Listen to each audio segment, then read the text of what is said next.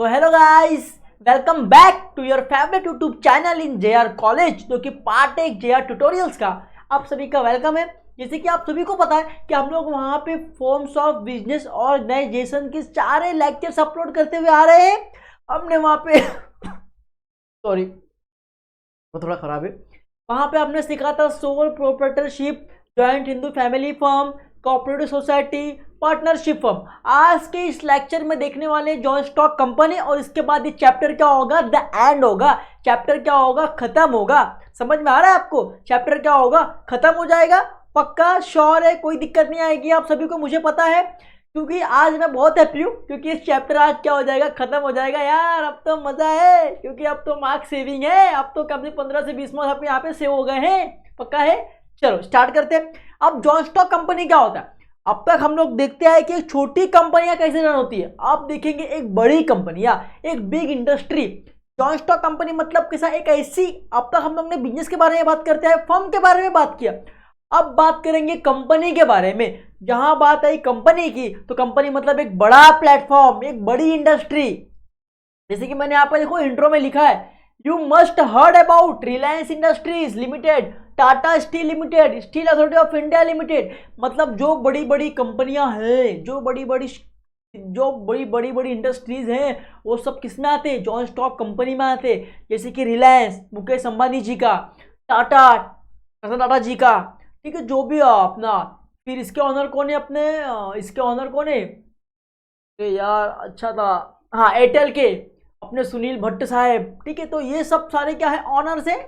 तो इन सब का जो बड़ा बड़ा बिजनेस, इसको बोलते हैं जॉइंट स्टॉक कंपनी। अब जॉइंट स्टॉक कंपनी चालू करने के लिए किस तरीके से क्या प्रोसीजर है, मैं आपको दिखाता हूं। देखो, सबसे पहले ये देखो, एक स्टोरी बता रहा हूं मैं आपको। सपोज अब तक हम लोग फर्म की बात कर रहे थे। फर्म एक छोटे लेवल पे था, अब ये बड़े लेवल पे आने वाला है, मतलब कंपनी की बात करेंगे। अब ये कंपनी अगर बड़े लेवल पे आप चालू कर रहे हो, तो इस कंपनी के अंदर दो टाइप होंगे, एक होगा प्राइवेट कंपनी और एक होगा पब्लिक कंपनी। क्या होगा? एक होगा प्राइवेट कंपनी, एक होगा पब्लिक कंपनी, ठीक है। अब प्राइवेट कंपनी मतलब क्या, जहां पे आप 2 से लेके मैक्सिमम मेंबर 200 तक आप ले सकते हो। आप क्या कर सकते हो, क्योंकि आपको पता है कि आपने पार्टनरशिप फर्म में आपको पता था 2 से लेके 50 मेंबर्स थे। बट ये अगर प्राइवेट कंपनी आप स्टार्ट कर रहे हो, तो आपको 2 से लेके कितना, 2 से लेके 200 मेंबर तक, 2 से लेके आपको 200 मेंबर तक आप यूज कर सकते हो। देखो यहाँ पे बोला गया है, number of its member maximum, minimum 2 और मैक्सिमम 200, मिनिमम 2 और मैक्सिमम 200। अगर आप कोई कंपनी चालू कर रहे हो, उसमें आपके मेंबर्स, आपके ऑनर्स, आपके बोलते हैं ना, ऑनर्स बोलते हैं ना, जो पैसा आपके कंपनी में इन्वेस्टमेंट कर रहा है, अगर वो 200 लेके 200 तक है, तो उसका नाम आएगा प्राइवेट कंपनी के रूप में आएगा, ठीक है। अगर आपकी ऐसी कंपनी है जिसमें आप पब्लिक ज्यादा इन्वेस्टमेंट कर रही है, 200 से ज्यादा लोग आपकी कंपनी के मालिक हैं, तो वो आएगी आपकी पब्लिक कंपनी में। कहां पे आएगी? पब्लिक कंपनी में आएगी बच्चों, ठीक है। समझ में आ रहा है? प्राइवेट कंपनी में क्या होता है, प्राइवेट कंपनी में कोई भी बाहर का आदमी इसमें इन्वेस्ट नहीं करता, शेयर्स वगैरह में इन्वेस्ट नहीं करता, ठीक है। जो 200 है वो पूरे क्या होंगे, मेंबर्स होंगे कंपनी के। जो भी डिसीजन होगा पूरे लोग 200 लोग मिलके लेंगे, ये प्राइवेट कंपनी में। बट पब्लिक कंपनी में क्या होता है, पब्लिक कंपनी में भाई, पब्लिक की कंपनी में जो भी आउट ऑफ द पब्लिक होते हैं, वो क्या करते हैं, इस इंडस्ट्री में इन्वेस्टमेंट करते हैं, as a share, as a debenture, ठीक है, वो इन्वेस्टमेंट करते हैं। और पब्लिक कंपनी को चलाने के लिए उस सब अथॉरिटी रहता है बोर्ड ऑफ डायरेक्टर्स के पास। किसके पास रहता है? बोर्ड ऑफ डायरेक्टर्स के पास। कंपनी को चलाने की पूरी अथॉरिटी किसके पास होता है? बोर्ड ऑफ डायरेक्टर्स के पास होता है, क्योंकि बोर्ड ऑफ डायरेक्टर्स एक्सपर्ट होता है अपने फील्ड में कि किस तरीके से एक बिजनेस को एक हाई लेवल तक लेके जाऊं। इसका स्किल्स वो बोर्ड ऑफ डायरेक्टर्स के पास होता है, क्योंकि बड़ी बड़ी कंपनियां हमेशा पे आउट करती है, अच्छा एक्सपर्ट ढूंढती है, अच्छा मैनेजमेंट ढूंढती है, अच्छा अकाउंटेंट ढूंढती है, अच्छा कैशियर ढूंढती है, अच्छे एडवाइजर ढूंढती है, अच्छे कंसल्टेंसी ढूंढती है। तो उन सबको ढूंढती है और उन सबको क्या करती है, पेमेंट देती है, सैलरीज देती है बच्चों। इसके लिए कंपनी क्या होता है, बड़े लेवल पे काम करता है और कंपनी यहाँ पे ग्रो होता है। अब यहाँ पे देखो, सब धीरे धीरे सीखेंगे, एक एक चीज सीखेंगे, टेंशन ना लो। सबसे पहले देखते हैं meaning. A joint stock company is a voluntary association of person who generally contribute capital they carry on a particular type of business which is established by law. The total capital of joint stock company is share capital. Suppose एक company है, अब ये company में कोई भी जात धर्म, कोई भी आदमी, औरत हो, पुरुष हो, मेल हो, फीमेल हो, बच्चा हो, कोई भी हो, अगर कोई भी बंदा अगर चाहता है कि इस फर्म में उसको कोई भी कंपनी हो, सपोज रिलायंस की कंपनी लेते हैं हम लोग, मुकेश अंबानी जी का रिलायंस कंपनी, अगर कोई चाहता है कि भाई मुझे इस रिलायंस कंपनी में इन्वेस्टमेंट करना है, तो ये कोई भी जनरल पब्लिक हो, वो कोई भी हो, कितना भी हो, तो क्या करेगा, इसमें इन्वेस्टमेंट करेगा। इसके बदले रिलायंस कंपनी उसको क्या देगी, उसको शेयर देगी। क्या देगी, शेयर देगी कि भाई मेरे प्रॉफिट का कुछ हिस्से का मार्जिन आपको मिलेगा। किसके बदले में, जो आपने पैसा हमारे कंपनी में इन्वेस्टमेंट किया है उसके बदले में कंपनी आपको कुछ % का शेयर देगी। ठीक है, अब यहाँ पे देखो, जो कंपनी होता है, कंपनी और कंपनी का ऑनर क्या होता है, अलग अलग होता है। यहाँ पे कंपनी का एक खुद का पहचान होता है, कंपनी का एक खुद का पहचान होता है। अब रिलायंस कंपनी के मालिक कौन है, मुकेश अंबानी जी है। कभी आपके मोबाइल का नेटवर्क जाता है तो आप क्या बोलते हो, अरे जियो का नेटवर्क गया, बोलते हो ना कि जियो का नेटवर्क गया। कभी आपने बोला है कि मुकेश अंबानी जी का नेटवर्क गया, नहीं। यहाँ पे बिजनेस का अलग रेपुटेशन है और ऑनर का अलग, मतलब यहाँ पे बिजनेस का एक अलग ही पहचान है। बिजनेस किसी के ऊपर केस कर सकता है या बिजनेस के नाम पे भी कोई केस कर सकता है। रिलायंस पे किसी पे केस कर सकता है या रिलायंस पे भी कोई भी केस कर सकता है बच्चों। यहाँ पे ऑनर और बिजनेस क्या है, अलग अलग है बच्चों। ठीक है, तो यहां तक क्लियर है आपको। चलो आगे बढ़ेंगे, आगे देखते क्या बोला गया, डेफिनेशन बोला गया। अ joint stock company is a voluntary association of individual for profit having capital divided into transferable shares the ownership of which is the condition on the membership. बोला गया है कि जॉइंट स्टॉक कंपनी में भाई एक ऐसा एसोसिएशन है, voluntary association, मतलब कि कोई भी आ सकता है, कोई भी बिजनेस में इन्वेस्टमेंट कर सकता है। ऐसा नहीं है कि खाली हिंदू को करना है या खाली मुसलमान को करना है, खाली क्रिश्चियन को करना है, खाली सिख्स को करना है। भाई आप मुस्लिम कैटेगरी के हो, आप हिंदू कैटेगरी के हो, आप पंजाबी कैटेगरी के हो, आप मराठी कैटेगरी के हो, ऑल सभी को एक इक्वल राइट है कि आप भाई कोई भी कैटेगरी के हो, आप इस बिजनेस में क्या कर सकते हो, इन्वेस्टमेंट कर सकते हो बच्चों। ठीक है, और इन्वेस्टमेंट करने के बदले आपको कंपनी को जो भी प्रॉफिट होगा, कंपनी प्रॉफिट के हिसाब से जितना आपने इन्वेस्टमेंट किया है उसके हिसाब से कुछ % आपको शेयर एज अ प्रॉफिट देगी। सपोज कोई एक ऑनर है जो 200 शेयर खरीदा है, तो भाई वो 200 शेयर का उसको कुछ पैसा मिलेगा। कोई 50 शेयर खरीदा है तो उसको 50 शेयर का पैसा मिलेगा, मतलब कि जितने आपने शेयर परचेस किया है उसके हिसाब से कुछ आपको प्रॉफिट % का मार्जिन वहां पे मिलने वाला है। ठीक है, चलो आगे देखेंगे। आगे बोला गया है फीचर्स। अब हमें देखना है फीचर्स बच्चों, क्योंकि आप अगर जॉइंट स्टॉक कंपनी आपको चालू करना है, एक बड़ी कंपनी चालू कर रहा है, उसके लिए बहुत सारे फीचर्स होंगे, बहुत सारी चीजें लगेंगे जिससे आप एक बड़े बिजनेस चालू कर सकते हो। क्योंकि जॉइंट स्टॉक कंपनी की अगर बात करूं तो एक बड़े लेवल की कंपनी है, एक बिग इंडस्ट्री है। अब बिग इंडस्ट्री चालू करने के लिए सबसे पहले क्या लगेगा, देखो वॉलंटरी एसोसिएशन, मतलब मैंने आपको पहले बता दिया कि person of any caste, any religion can become the member of the joint stock company. There is no restriction regarding members of share purchase by one people. यहाँ पे ऐसा नहीं बोला है कि भाई खाली हिंदू ही यहाँ पे शेयर परचेस कर सकता है, मुसलमान नहीं कर सकता, या मराठी आदमी नहीं कर सकता, या कोई भी कास्ट हो या नहीं कर सकता। आप कोई भी कास्ट से बिलोंग करते हो, चाहे आप हिंदू हो, चाहे आप मुस्लिम हो, चाहे आप सिख्स हो, पंजाबी हो, कुछ भी हो, आप सभी को एक इक्वल राइट है कि आप अपने मर्जी से कितने भी शेयर, आप जितना आपके पास पैसा है उसके हिसाब से आप कितने भी शेयर कोई भी कंपनी के परचेस कर सकते हो बच्चों। तो यहाँ पे क्या होता है, पहला फीचर्स क्या है कि वॉलंटरी एसोसिएशन है, मतलब कि कोई भी आ सकता है आपके बिजनेस में, कोई भी बिजनेस का शेयर खरीद सकता है बच्चों।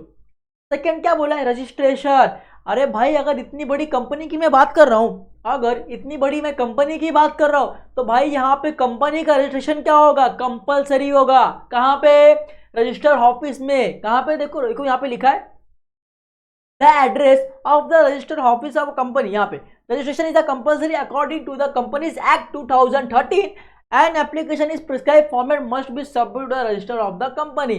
आपको जब भी एक बड़ी कंपनी चालू करना है, जब भी आप किसी पब्लिक से लोन ले लो, आपको जॉइंट स्टॉक कंपनी एक बड़ी कंपनी चालू करना है, सबसे पहले आपको रजिस्टर्ड कंपनीज एक्ट 2013 के एक्ट के द्वारा, कंपनीज एक्ट कितना है 2013, कंपनीज एक्ट 2013 में आपको क्या करना होगा, कंपलसरी आपको रजिस्ट्रेशन करना होगा। और उसके बाद में क्या बोला है कि आपको रजिस्टर ऑफिस में दिखाना होगा, रजिस्टर ऑफ द कंपनी, जहां पे आपकी कंपनी रजिस्टर होगी वहां पे आपको वो एक रूल्स, अपना एक डॉक्यूमेंट बनेगा, वो हम लोग देखने वाले नेक्स्ट वाले पॉइंट में, वहां पे आपको सब कुछ मेंशन करना होगा बच्चों, ठीक है। थर्ड क्या बोला है, फोर्थ क्या बोला है, थर्ड क्या बोला है, रजिस्टर ऑफिस। अब देखो अगर आपने कुछ रजिस्टर किया है तो उसका एक ऑफिस होगा कि अगर भाई बिजनेस को कभी कुछ हो रहा है तो एक ऑनर का एक ऑफिस होगा कि भाई ऑनर वहां बैठता है। अब सपोज रिलायंस बिजनेस है, अब रिलायंस चल रहा है मुंबई में, अब हो सकता है कि भाई रिलायंस का ही ऑफिस हो दिल्ली में हो, बांद्रा में हो, क्योंकि ऑल ओवर वर्ल्ड चलता है ना, ऑल ओवर वर्ल्ड चलता है, तो इसके ऑफिस क्या होंगे, अलग अलग जगह होंगे। तो इसके ऑफिस की सारी जानकारी कहाँ पे मेंशन किया होगा, हमारे मेमोरेंडम ऑफ एसोसिएशन में। मेमोरेंडम ऑफ एसोसिएशन एक ऐसा बोलते हैं ना, एक ऐसा प्रूफ है, एक ऐसा प्रूफ है जिसमें कंपनीज के सारे hidden rules and regulation mention किया होता है, ठीक है। कंपनी के दो फॉर्मेट देखो मैं बता रहा हूं, कंपनी के क्या बनते हैं, दो बनते हैं, क्या बनते हैं, दो, देखो यहाँ पे बता रहा हूं आपको क्या बोला, देखो the address of the register of company is mention in the memorandum of association, all the important document of a company are kept in the register office, example register of share holder, annual report, ठीक है। मतलब कि आप company जब भी register office में submit क्या करना होता है, क्या करना होता है कि आपके पास दो डॉक्यूमेंट बनेंगे, कौन सा, एक होता है मेमोरेंडम ऑफ एसोसिएशन, एक होता है articles of association. Memorandum of association में आपके कंपनीज के जितने भी सीक्रेट रूल्स एंड रेगुलेशन है बच्चों, आपको वहां पे जितने भी आपके सीक्रेट इंफॉर्मेशन है, जो भी कंपनी कितना कमाती है, कंपनी कितने इन्वेस्टमेंट किया, कंपनी का प्रॉफिट हर पर ईयर का क्या है, ये सारे चीज आपको रिकॉर्ड करना है मेमोरेंडम ऑफ एसोसिएशन में। अगर मैं बात करूं आर्टिकल्स ऑफ एसोसिएशन में, तो आर्टिकल्स ऑफ एसोसिएशन में कंपनी के रूल्स एंड रेगुलेशन होंगे जो कि फॉलो करेंगे आपके मेंबर्स, आपके सुपरवाइजर्स, आपके स्टाफ, ये सारे के लिए क्या रहता है, रूल्स एंड रेगुलेशन कंपनीज का जो रहता है वो लिखा रहता है, आर्टिकल्स ऑफ एसोसिएशन में लिखा होता है बच्चों, ठीक है। और देखो एग्जांपल दिया है, register of the share holders, annual reports, minutes book, memorandum and articles of association, prospectus etcetera. मतलब रजिस्टर ऑफिस में आपको सारी चीज जमा करना होता है, क्योंकि बड़ी कंपनी है भाई तो बड़ा प्रोसीजर तो होगा ना, तो आपके साल में कितना कमाते हो, मिनट में कितना कमाते हो, आपका एनुअल मीटिंग क्या होता है, आपका जो सीए आता है जो आपके अकाउंट को चेक करता है, अकाउंटेंट, उसकी रिपोर्ट्स, आपको सारे रिपोर्ट्स, आपके प्रोस्पेक्टस, सारे चीज रजिस्टर ऑफिस में क्या होता है मेंशन करना होता है। आपको एनएससी, नेशनल स्टॉक एक्सचेंज तो बोलते हैं ना, securities board of exchange, SEBI में आपको क्या करना होता है, रजिस्टर करना होता है बच्चों। Securities exchange board of India, उसमें आपको क्या करना होता है, रजिस्टर करना होता है बच्चों, की बड़ी कंपनियां है तो बड़ा फॉर्मेट रहेगा। और क्या बोला, सेपरेट लीगल स्टेटस, जैसे मैंने आपको बताया कि ये रिलायंस कंपनी है, यहां पे क्या है, सीक्रेट लीगल स्टेटस है, मतलब इसके ऑनर कौन है, मुकेश सर, मुकेश अंबानी सर, मैं मुकेश सर लिखता हूं, मुकेश अंबानी सर, ठीक है। अब रिलायंस कंपनी का एक अलग नाम है। अभी आपको पता है कि अगर आपके वाईफाई में आपके फोन का सिम का नेटवर्क जाता है तो आप क्या बोलते हो, अरे जियो का नेटवर्क गया, बोलते हो ना। कभी आपने बोला है कि मुकेश अंबानी सर का नेटवर्क गया, कभी नहीं बोला, क्योंकि यहाँ पे कंपनी का एक अलग पहचान है, कंपनी का एक अलग गुडविल है। कंपनी किसी के ऊपर केस कर सकता है या कंपनी के ऊपर कोई भी केस कर सकता है बच्चों, क्योंकि कंपनी यहाँ पे ह्यूमन बीइंग नहीं है, बट कंपनी का एक अलग पहचान है, कंपनी का एक अलग ही रेपुटेशन है मार्केट में बच्चों। यहाँ पे ऑनर और कंपनी दोनों क्या है, अलग अलग है बच्चों, ठीक है। यहाँ पे जो भी नुकसान होगा वो उसको पे आउट सिर्फ कंपनी करेगी। यहाँ पे जो भी शेयर होल्डर है, जो भी ऑनर्स है, उनके पर्सनल असेट यहाँ पे नहीं बिकेंगे। जो भी लाइबल होगा, जो भी लॉस होगा, वो साले लॉस को रिकवर करने के लिए अपन कंपनी के असेट्स बेच सकते हैं। ऑनर्स के घर, गाड़ी, कपड़ा, बैंक नहीं बेच सकते बच्चों, ठीक है, क्लियर है। चलो फिर क्या बोला है, देखो common seal. A common seal is an artificial person. It does not have a physical assistant like a human being. Therefore, it is able to make provision for the signature of the company. Common seal का मतलब होता है signature of the company. देखो आपको पता है, आप कहीं गए होगे बड़े बड़े कंपनी तो स्टैम्प रहता है, कंपनी का स्टैम्प। देखो कंपनी ह्यूमन बीइंग नहीं है, कंपनी साइन नहीं कर सकता, बट कंपनी के नाम का स्टैम्प होता है ना, तो अपन स्टैम्प मार के देते। अभी आप कभी बैंक में जाओगे, अगर बैंक में आप जाते हो, पैसा आप डिपॉजिट करते हो, तो आप डिपॉजिट करने के बाद क्या करती है बैंक ऐसा सील मार के देती है ना, तो बैंक का क्या होता है साइन, उस पर लिखा था ना bank of India, bank of Baroda लिखा रहता है, बरोबर। तो उस बैंक का अलग पहचान है, उस बैंक का पहचान है, और बैंक अपना स्टैम्प मार के दे रही है कि भाई बैंक ऑफ इंडिया ने आपका पैसा क्या किया है, डिपॉजिट लिया है आपसे। तो ऐसा ही होता है कॉमन सील, मतलब क्या होता है स्टैम्प। भाई जब भी कुछ भी होगा तो बिजनेस का कॉमन बिजनेस क्या करेगी, अपना स्टैम्प मार के देगी। अगर बिजनेस छोटे लेवल पे अगर बिजनेस का स्टैम्प नहीं है तो भाई बोर्ड ऑफ डायरेक्टर्स, कोई भी बोर्ड ऑफ डायरेक्टर्स सिर्फ साइन कर सकते हैं और दूसरे किसी को अथॉरिटी नहीं होती है, ठीक है। फिर क्या बोला है, लिमिटेड लायबिलिटी। अब यहाँ पे देखो जितने भी शेयर होल्डर होंगे कंपनी के, क्योंकि आप सभी को पता है कि पब्लिक कंपनी में जो भी पैसा लगाता है, जो भी कंपनी में पैसा लगाता है वो एज द ऑनर होता है, इक्विटी शेयर बोलते हैं उसको, कि भाई वो भी कंपनी का क्या है, ऑनर है, क्योंकि कंपनी में क्या क्या है, पैसा इन्वेस्टमेंट किया। एट द टाइम अगर कंपनी लॉस में जाती है, at the time company loss में जाती है, तो यहाँ पे बिजनेस के सारे एसेट्स बिक जाएंगे, बिजनेस के सारे एसेट्स बिक जाएंगे।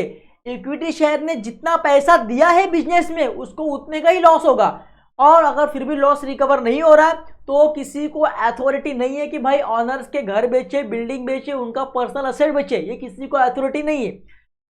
जितना ऑनर ने पैसा लगाया बिजनेस में वो उतने का लॉस झेल सकते हैं ऑनर। बाकी ऑनर जो भी उनकी लायबिलिटी होगी क्या होगी, लिमिटेड होगी, वो अपने घर का अपने पर्सनल एसेट को वहाँ पे सेलिंग नहीं करेंगे, क्योंकि यहाँ पे जितना भी इक्विटी शेयर ने पैसा इन्वेस्टमेंट किया है खाली वो उतने का ही लॉस झेलेंगे। बाकी कितना भी लॉस होने दो बिजनेस को, उनके पर्सनल एसेट तक कोई नहीं आने वाला है, सिंपल। तो इसके लिए उनका लिमिट क्या है, लायबिलिटी लिमिट। आगे देखते हैं। अब देखते हैं मेरिट्स। अब उसका कुछ फायदे होंगे, अगर बड़ी कंपनीज है तो कुछ फायदे भी होंगे। फायदे क्या है, देखो पहला है लार्ज अमाउंट ऑफ कैपिटल। अरे बड़ी कंपनियां हैं तो यहाँ पे कोई भी इन्वेस्टमेंट कर सकता है। ऑल ओवर इंडिया में कितने मेंबर्स है, कितने लोग हैं, तो कोई भी इन्वेस्टमेंट कर सकता है। अगर ज़्यादा लोग कंपनी में इन्वेस्टमेंट करेंगे तो कंपनी के पास क्या आएगा, एक बड़ा अमाउंट आएगा, एक अमाउंट ठग अमाउंट आएगा, जिससे क्या होगा, एक बड़ी कंपनियां क्या हो जाएगी, चालू हो जाएगी। तो क्या बोला गया है, a joint stock company is a issue share to the public, the face value of share is a comparatively low, so it can huge amount of capital. मतलब भाई बड़ी कंपनी है तो अपना इशू शेयर इशू करेगी public को।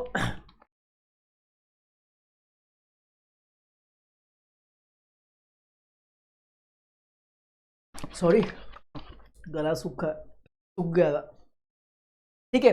यहाँ पे बड़ी कंपनी क्या करेगी, शेयर इशू करेगी अपने पब्लिक को, अपने इनिशियल पब्लिक को, जो भी पब्लिक है, तो क्या करेंगे उसमें सब पब्लिक क्या करेगी, अगर पब्लिक को लगता है कि कंपनी अच्छी है, कंपनी प्रॉफिटेबल दे रही है, कंपनी अच्छा काम कर रही है, तो क्या करेंगे लोग उसमें इन्वेस्टमेंट करेंगे। और जब लोग उसमें इन्वेस्टमेंट करेंगे तो कंपनी के पास क्या होगा, एक हग अमाउंट आएगा, एक बड़ा अमाउंट आएगा। उससे क्या होगा, उसके लिए फायदेमंद है कि भाई बड़ा पैसा आ रहा है तो मतलब बड़ा बिजनेस हो सकता है।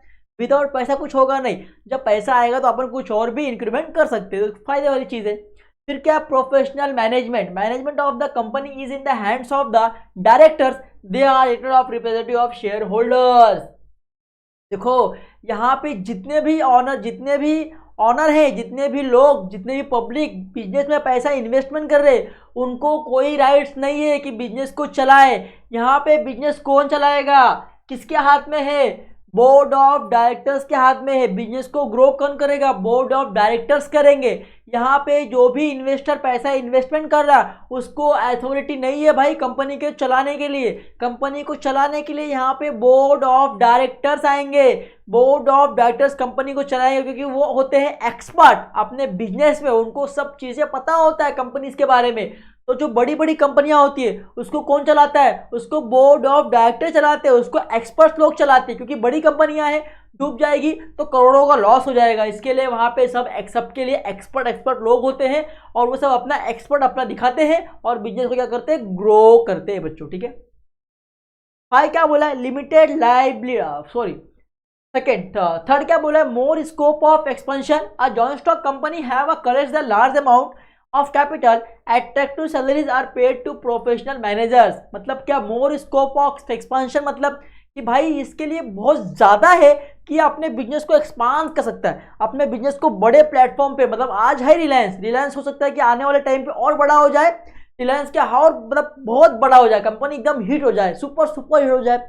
क्यों होगा? क्योंकि भाई कंपनी के पास लार्ज अमाउंट ऑफ पैसा है, क्योंकि आम पब्लिक क्या कर रही है, उस पर शेयर इन्वेस्टमेंट कर रही है कंपनीज पे, तो कंपनी को क्या है, पैसा आ रहा है। जब कंपनी के पास पैसा आएगा तो कंपनीज क्या करेगी, अच्छे अच्छे एक्सपर्ट्स लाएगी भाई, जो कि एक्सपर्ट्स है, जो मैनेजमेंट में एक्सपर्ट है, जो कंसल्टेंसी में एक्सपर्ट है, जो ऑडिटर्स में एक्सपर्ट है। तो ऐसे ऐसे जब एक्सपर्ट्स आएंगे बिजनेस में, वो अपना अपना ओपिनियन देंगे, तो पक्का ऑब्वियसली बात है भाई कि बिजनेस क्या होगा, अच्छे लेवल पे ग्रो होता हुआ दिखता हुआ नजर आपको आएगा। ठीक है, चलो और क्या बोला, expert service, a joint stock company can appointment experts for manager business activities like legal adviser, management experts, audit consultants etcetera. मतलब सिंपल सी बात है, यहाँ पे जॉइंट स्टॉक कंपनी में जो भी मेंबर होते हैं, जो बिजनेस को चलाते हैं, वो क्या होते हैं, एक्सपर्ट होते हैं अपने फील्ड में।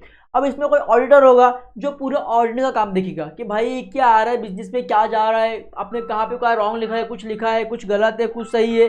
तो यहाँ पे ये सारी चीज आप यहाँ पे क्या करोगे, रिकॉर्ड करोगे। ठीक है, एंड सेकंड रीजन मैं बात करूं, अगर कोई कंपनी में एक मैनेजमेंट वाला बंदा चाहिए कि भाई किस तरीके से कंपनी को मैनेजमेंट करना है, तो उसके लिए एक अच्छा मैनेजमेंट चाहिए, एक अच्छा एडवाइजर चाहिए, एक अच्छा कंसल्टेंट चाहिए कि जो बताए कि कंपनी में क्या और करना चाहिए, क्या वेस्टेज है, उस वेस्टेज को किस तरह कंपनी में यूज़ करना चाहिए, हमें कहाँ पे लॉस हो रहा है, हमें कहाँ पे प्रॉफिट हो रहा है, हम कहाँ पे गलत पैसा यूज़ कर रहे हैं, कहाँ पे अच्छा पैसा यूज़ कर रहे हैं, हम कहाँ पे हमें फ़ायदा हो सकता है, इसके लिए कंसल्टेंट भी होता है। तो उसको भी कंपनी क्या करती है, सैलरीज देती है, उसके बदले में वो क्या करता है, कंपनी को कंसल्टेंट करता है कि आपको किस तरीके से वर्क परफॉर्म करना है। ठीक है, क्लियर है, पक्का, आगे देखेंगे। चलो फिफ्थ वन क्या बोला है, limited liability, the liability of a member of a company is limited to the extent of the unpaid amount. मतलब यहाँ पे क्या है, जॉइंट स्टॉक कंपनी में यहाँ पे क्या है, सपोज अगर ये जॉइंट स्टॉक कंपनी है, यहाँ पे किसी पार्टनर, सपोज 2 मेंबर है, मैं 2 का ही लेता हूँ, बाकी ऐसे हजारों मेंबर रहेंगे। ठीक है, तो इन्होंने 100 रुपया दिया है, इन्होंने सबने 100 रुपया दिया है। अगर कंपनी को लॉस हो रहा है, तो कंपनी खाली ये इनके 100 रुपये ही लॉस लेगी, बाकी कंपनी को कोई भी अथॉरिटी नहीं है कि ये अपने इन्वेस्टर के पर्सनल असेट तक आए, कंपनी को कोई भी अथॉरिटी नहीं है। तो यहाँ पे क्या होगा, जो भी इन्वेस्टर होगा उनका लायबिलिटी क्या होगा, लिमिटेड होगा, कि भाई जितना उन्होंने पैसा बिजनेस में इन्वेस्टमेंट किया है उतने का ही लॉस होगा। उसके ऊपर अगर बिजनेस को लॉस भी हो रहा है तो भाई उनको अथॉरिटी नहीं है कि वो इन्वेस्टर का आके घर बेचे, कपड़ा बेचे, बंगला बेचे, गाड़ी बेचे। समझ में आ रहा है, सिंपल है। चलो आगे बढ़ो, चलो यहाँ तक क्लियर हो गया। अब देखते हैं हम लोग कुछ डीमेरिट्स। अब भाई इतना बड़ा बिजनेस है, तो अगर फायदा है तो कुछ ना कुछ क्या होगा, नुकसान भी होगा। नुकसान क्या है, देखो, रिगिड फॉर्मेशन, मतलब भाई कि इसको बिजनेस को लॉन्च करने के लिए, बिजनेस को स्टेबलाइज करने के लिए काफी हार्ड फॉर्मेशन होता है। क्योंकि आपको अगर एक बड़ी कंपनी स्टार्ट करना है तो सबसे पहले आपको क्या करना होगा, उसको कंपलसरी रजिस्ट्रेशन करना होगा, उसके लिए आपको हैवी डॉक्यूमेंट देना होगा, उसके लिए आपको रजिस्ट्रेशन की फीस भरना होगा। मतलब एक लॉन्ग टर्म्स का वैरायटी ऑफ कंडीशन यहाँ पे चलता है। अगर आपको एक बड़ी कंपनी यहाँ पे स्टार्ट करना है तो आपकी जो प्रोसीजर है वो काफ़ी लंबा हो जाता है बच्चों। इसके लिए क्या है, वो रिगिड फॉर्मेशन है, मतलब एक फॉर्मेशन करना बहुत हार्ड है। तो आप लिख सकते हो हार्ड फॉर्मेशन या रिगिड फॉर्मेशन इज ऑलराइट, चलेगा। ठीक है, क्या बोला है, registration of a company of a joint stock company is compulsory, it requires a number of legal document, it is to pay a heavy registration charges. आपने पढ़ के समझ गया होगा, जो मैंने बताया सेम वही है। सेकंड क्या बोला, लैक ऑफ सिक्रेसी, यहाँ पे सीक्रेट क्या होता है, बहुत कम होता है। क्योंकि कंपनी साल में जितना कमाती है, या कंपनी क्या क्या मैन्युफैक्चरिंग कर रही है, या कंपनी किस लेवल पे काम कर रही है, ये सारा पब्लिक को दिखाना होगा। पर यार पब्लिक को आपको दिखाना होगा, इसके लिए कंपनी के पास कोई भी सीक्रेट नहीं रहता है। यहाँ पर सीक्रेट बहुत कम रहता है। कंपनी जितना भी कमाती है हर साल पब्लिश करना अनिवार्य है, जरूरी है। बोला गया है, देखो, in order to protect the interest of investor it is a compulsory to publish book of accounts of every year. उसका आपको बुक्स ऑफ अकाउंट हर साल आपको दिखाना होगा आपके पब्लिक को। ठीक है, फिर क्या बोला, delay in decision making process, as an owner of the company every share holder has right to participate in management of the company, therefore all important business decisions are taken in the shareholders meeting। देखो, अगर आप business में कोई भी decision लेना है, business में कोई भी डिसीजन लेना है बच्चों, तो ऐसी हो जाएगा नहीं। अब यहाँ पे जितने भी शेयर होल्डर होंगे, वहाँ पे एक नोटिस किया होगा कि भाई हमारा मीटिंग है, तो आप लोग या तो वीडियो के कॉल के द्वारा ज्वाइंट हो जाओ, या तो इस प्लेटफॉर्म पे मीटिंग होने वाला है, या इस जगह मीटिंग होने वाला है। तो आप जितने भी शेयर होल्डर हो, सब लोग क्या करो, इस बिजनेस में आ जाओ। हम लोग क्या करेंगे, बैठ के एक डिसीजन लेने वाले हैं। तो जब भी कोई डिसीजन लेंगे, तो आपको जितने भी आपके ऑनर है, जितने भी पैसा आपकी कंपनी में एज अ इक्विटी शेयर के रूप में इन्वेस्टमेंट किए हैं, तो आपको सारे इक्विटी शेयर को वहाँ पे बुलाना होगा, और उनसे बातचीत करके ही आप एक प्रॉपर डिसीजन ले सकते हो। यहाँ पे डिसीजन लेने के लिए बहुत डिले होगा, क्योंकि सब आएंगे, बैठेंगे, सबका सुनवाई होगा, वोटिंग राइट होगा, बोर्ड ऑफ डायरेक्टर्स क्या बोलते हैं, आपका सेक्रेटरी क्या बोल रहा है, ठीक है। ये सारे चीज़ आपको देखने के बाद आप डिसीजन ले सकते हो। इसके लिए यहाँ पे डिसीजन क्या है, डिले। चलो, फिर क्या बोला है, नो पर्सनल कॉन्टैक्ट। अब यहाँ पे there are large number of employees in joint stock company, employees feel that their thoughts should be approved by their supervisor. अब यहाँ पे नो पर्सनल कॉन्टैक्ट है। अब भाई इतने सारे ऑनर्स होंगे, अब बड़ी कंपनी है, तो बड़ी कंपनी में बहुत सारे एम्प्लॉयज होंगे, तो अब सब एम्प्लॉयज सबको तो नहीं पहचानेंगे ना, सब एम्प्लॉयज सबको तो नहीं पहचानेंगे। अब यहाँ पे एम्प्लॉयज अगर काम कर रहे, ऑनर्स भी अपना दिमाग दे रहा है बिजनेस पे, बिजनेस ग्रो कर रहा है, तो वो खाली फील कर सकते कि भाई मैं मेहनत कर रहा हूँ, बिजनेस ग्रो कर रहा है, मैं मेहनत कर रहा हूँ, बिजनेस ग्रो कर रहा है। एम्प्लॉय भी फील कर सकते हैं, और ऑनर भी फील कर सकते हैं, सुपरवाइजर भी फील कर सकते हैं। बट यहाँ पे लोग एक दूसरे के साथ, क्योंकि बड़ा बिजनेस है, अब भाई लाखों लोग हैं, तो लाखों लोग तो इम्पॉसिबल है ना भाई कि डेली मिलना जुलना हो, या लाखों लोग दूसरे को जानते होंगे, ये इम्पॉसिबल है। तो यहाँ पे खाली आप फील कर सकते हो, अपने अपने प्लेटफॉर्म पे आप काम करते जाओ, कंपनी ग्रो करेगा तो आपको फील होगा, अरे हम लोग कर रहे, कंपनी आगे जा रहा है, हम लोग वर्क कर रहे, कंपनी आगे जा रहा है, इस तरीके से आप फील कर सकते हो, ठीक है। तो यहाँ पे नो पर्सनल कॉन्ट्रैक्ट होता है, एक दूसरे के बीच में नो पर्सनल कॉन्ट्रैक्ट, ठीक है। चलो, फिर क्या बोला है, high cost of management. A joint stock company is a commercial organization. It is the ready to hug amount for the advertisement. अब भाई बड़ी बड़ी कंपनियां हैं, अब बड़ी बड़ी कंपनियां अगर कुछ भी लॉन्च करती है भाई, तो सबसे पहले उसको एडवर्टाइजमेंट करना बहुत ज़रूरी है, बिकॉज एडवर्टाइजमेंट आपका बिजनेस फ्लॉप हो सकता है। जब भी अगर रिलायंस कंपनी देखो, जब भी सिम निकाली जियो का, तो उन्होंने कितना बड़ा एडवर्टाइजमेंट किया, लोगों को फ्री में बांटा सिम, लोगों को फ्री मोबाइल बांटा। बट आज के डेट में आज उसका डिमांड हो गया, वैल्यू है, आज चार्ज भी कर रही है पैसा। तो भाई जब भी कोई नया बिजनेस मार्केट में आ रहा है, लॉन्च हो रहा है, जब भी कोई न्यू बिजनेस हो रहा है, तो उसको एडवर्टाइजमेंट करना होगा हाई अमाउंट में। इसके लिए भाई ये क्या है, ये हाई कॉस्ट ऑफ मैनेजमेंट है, कि जब भी एक बड़ी कंपनी जो जॉइंट स्टॉक कंपनी में शामिल होती है और वो बिजनेस स्टार्ट करती है, कुछ भी मैन्युफैक्चरिंग करती है, तो एक लार्ज क्वांटिटी में मैन्युफैक्चरिंग करेगी, उसके लिए लार्ज अमाउंट ऑफ पैसा लगेगा, समझ में आ रहा है। और दूसरा बात क्या है कि भाई उसको एडवर्टाइजमेंट करने के लिए लाखों करोड़ों, अभी एक हीरो को अगर मैं बोलूँ सलमान खान को भाई थम्सअप का ऐड करो, अब वो थम्सअप का ऐड करने के लिए करोड़ों रुपए लेते, तो करोड़ रुपए कौन देगा, वो बिजनेस देगा। तो भाई बिजनेस को बड़े बड़े हाई अमाउंट एडवर्टाइजमेंट के लिए देने पड़ते हैं, इसके लिए क्या है, हाई कॉस्ट ऑफ मैनेजमेंट होता है। चलो, के बाद देखेंगे अब टाइप्स ऑफ कंपनी जहाँ पे पढ़ेंगे। यहाँ पे टाइप्स ऑफ कंपनीज 3 होते हैं, एक प्राइवेट, पब्लिक और गवर्नमेंट। अब कैसा क्या है देखो, अब जो कंपनी में 2 से लेके 200 मेंबर हैं, उसको बोलते हैं हम लोग प्राइवेट कंपनी, ठीक है। अब जिस कंपनी में पब्लिक में क्या होता है, 2 से लेके अनलिमिटेड मेंबर है, कितने भी मेंबर आ सकते हैं, उसको बोलते हैं पब्लिक कंपनी। और जिस कंपनी में गवर्नमेंट का 51% शेयर है, जिस कंपनी में गवर्नमेंट का 51% शेयर है, उसको बोलेंगे गवर्नमेंट कंपनी। क्या बोलेंगे, गवर्नमेंट कंपनी। प्राइवेट कंपनी में हमेशा क्या लगता है, पीवीटी लगता है, पीवीटी लिमिटेड लगता है। पब्लिक कंपनी में सिर्फ लिमिटेड लगता है। गवर्नमेंट कंपनी में से जीवीटी लिमिटेड लगता है बच्चों, गवर्नमेंट लिमिटेड, ठीक है। समझ में आया क्या क्या था कि भाई जो कंपनी में 202 से लेके 200 मेंबर काम कर रहा, 200 मेंबर ऑनर है, उसको बोलते हैं पब्लिक का प्राइवेट कंपनी। और जिस कंपनी में 2 से लेके अनलिमिटेड मेंबर है, कोई भी आके उसमें आके इन्वेस्टमेंट कर सकता है, कोई रोक नहीं, कोई मनाही नहीं है, उसको बोलते हैं पब्लिक कंपनी। और जिस कंपनी में गवर्नमेंट का 51% का शेयर होता है, उसको बोलते हैं गवर्नमेंट कंपनी। सिंपल। चलो अब टाइप्स ऑफ कंपनीज में यहाँ पे पहला क्या बोला है, देखो पहला बोला है कि प्राइवेट कंपनी। अब private company, limited company according to companies act 2013, कोई भी कंपनी हो, आपको हमेशा प्राइवेट कंपनी हो या पब्लिक कंपनी हो, गवर्नमेंट कंपनी हो, आपको कंपनीज एक्ट 2013 में उसको रजिस्टर करना इज अ वेरी कंपल्सरी।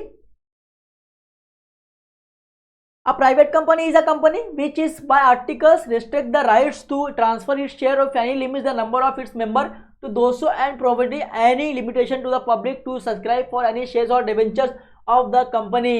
भाई अब जो पब्लिक का, जो प्राइवेट कंपनी होती है उसमें क्या होता है भाई कि 2 से लेके 200 मेंबर रहेंगे, वही उतने ही पैसा क्या करेंगे, बिजनेस में इन्वेस्टमेंट करेंगे, और वो 200 से लेके 200 जो मेंबर है वो कंपनी के क्या कहलाएंगे, ऑनर्स कहलाएंगे। और प्राइवेट कंपनी कभी भी बाहर के पैसे से पब्लिक से डिपॉजिट नहीं लेती है, कंपनी कभी भी बाहर के पब्लिक से डिपॉजिट नहीं लेती है, ना तो किसी लोन लेती है, डिवेंचर लेती है, कुछ भी नहीं लेती है। यहाँ पे सिर्फ 200 मेंबर मिलके जो बिजनेस करते हैं उसको बोलते हैं प्राइवेट कंपनी। अब 2 से लेके 200 मेंबर आके एक फर्म चला रहे हैं, इस फर्म को बोलेंगे हम लोग प्राइवेट फर्म। क्या बोलेंगे, प्राइवेट फर्म या प्राइवेट कंपनी, बोलो प्राइवेट कंपनी। ठीक है, 2 से लेके 200 मेंबर आके इन्वेस्टमेंट करके अगर एक कंपनी चालू कर रहे हैं तो उसको बोलेंगे प्राइवेट कंपनी। ठीक है, चलो फिर क्या बोला है, फीचर्स क्या बोला है, number of its member minimum 2 और मैक्सिमम 200। मतलब अगर आपको प्राइवेट कंपनी चालू करना है तो आपके पास मिनिमम 2 मेंबर होने चाहिए और मैक्सिमम 200 मेंबर होने चाहिए, बस।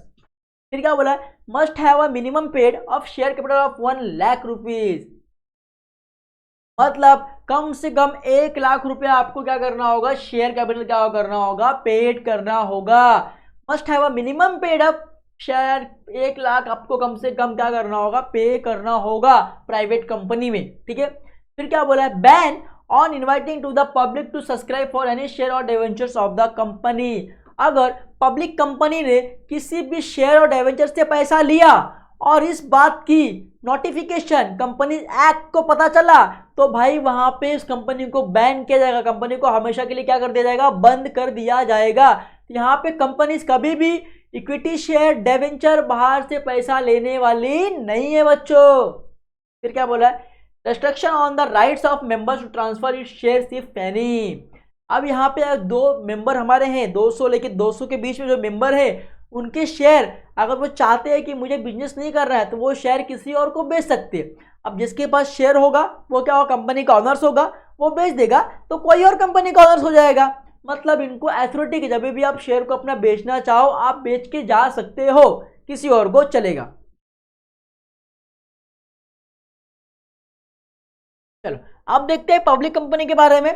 According to the Company Act 2013, a public company is a company which is not a private company and has minimum paid up capital of 5 lakh rupees and have the rights to transfer to a share of the company। मतलब कि public company जो है वो private company की तरह नहीं है। Public company में आप कितने भी लोगों से आप लोन ले सकते हो, डिवेंचर, इक्विटी शेयर, बॉन्ड्स आप इशू कर सकते हो, आप वहां से पैसे लेके बिजनेस में यूज कर सकते हो। और प्लस अगर आपका किसी का शेयर है, अगर सपोज कोई अपना शेयर लिया है और वो आपका उसका डेथ हो गया तो डेथ होने के बाद उसका जो शेयर है उसके नॉमिनी के नाम पे क्या कर दिया जाएगा, ट्रांसफर कर दिया जाएगा। समझ में आ रहा है, मतलब देखो ये कंपनी है। अब यहाँ पे पब्लिक कंपनी में अगर किसी ने शेयर, कोई भी शेयर, मतलब यहाँ पे इन्वेस्टमेंट कोई भी कर सकता है, कितने भी नंबर में, 10, 15, 20, 100, 1000, 2000, लाख, 2 लाख, 3 लाख, 4 लाख, कितने भी मेंबर्स क्या कर सकते हैं, कंपनी में क्या कर सकते हैं, इन्वेस्टमेंट कर सकते हैं। कंपनी इसके बदला क्या देगी, कुछ % का शेयर इन इन्वेस्टर को देगी। ठीक है, अगर सपोज इन्वेस्टर का, किसी इन्वेस्टर का डेथ हो जा रहा है, अगर डेथ होने के बाद जितना शेयर इनके नाम पे रहेगा, जितना शेयर इनके नाम पे होगा, इसके सारे शेयर इसके नॉमिनी को क्या किया जाएगा, ट्रांसफर कर दिया जाएगा। इसके सारे शेयर इसके नॉमिनी को ट्रांसफर कर दिया जाएगा। इसके लिए अगर आपको पब्लिक कंपनी चालू करना है तो कम से कम आपके पास 5 लाख रुपया होना चाहिए। 5 लाख के ऊपर ही आप क्या कर सकते हो, पब्लिक कंपनी चालू कर सकते हो। और प्राइवेट कंपनी के लिए कम से कम आपको 1 लाख रुपया होना चाहिए। ठीक है, अब इसके कुछ फीचर्स है। There should be minimum 7 member, मतलब यहाँ पे कम से कम आपके पास 7 मेंबर होने चाहिए। कम से कम कितना मेंबर होने चाहिए, 7 मेंबर होने चाहिए। 7 मेंबर से लेके यहाँ पे मेंबर्स की क्या है, अनलिमिटेड है, कितने मेंबर्स आप ले सकते हो, मगर कम से कम 7 मेंबर आपके बिजनेस में होने चाहिए। ठीक है, फिर क्या बोला है, has a minimum paid up share capital of 5 lakh और such higher paid up capital as may be prescribed, मतलब कम से कम आपको 5 लाख रुपया तो आपके पास होना ही चाहिए। अगर आपको पब्लिक कंपनी चालू करना है तो कम से कम आपके पास 5 लाख रुपया क्या होना चाहिए बच्चों। ठीक है, तभी आप क्या कर सकते हो, पब्लिक कंपनी चालू कर सकते हो। फिर क्या बोला है, has no restriction on the transfer of it share, यहाँ पे कोई भी रेस्ट्रिक्शन नहीं है ट्रांसफर शेयर करने के लिए। अगर आपने आज रिलायंस का शेयर लिया है, अगर आप चाहते हो 10 दिन के बाद कि आपको इस कंपनी का शेयर बेचना है तो आप बेच सकते हो।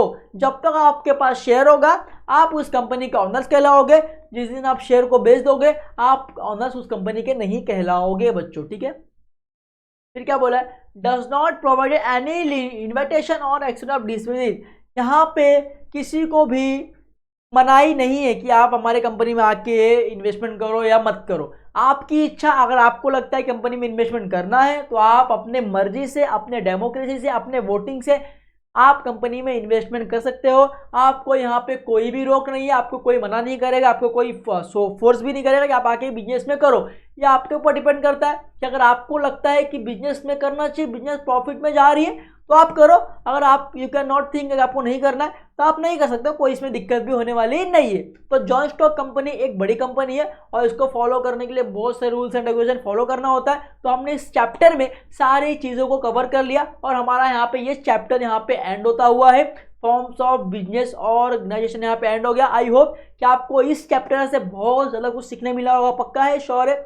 अगर प्लीज़ सीखने मिला हो तो प्लीज़ वीडियो के नीचे कमेंट करना और लाइक करना और ये वीडियो पे दोस्तों को शेयर करना प्लीज़। बाय बाय, क्योंकि आपका एक कमेंट हमें बहुत मोटिवेट करेगा। Okay, bye bye, take care.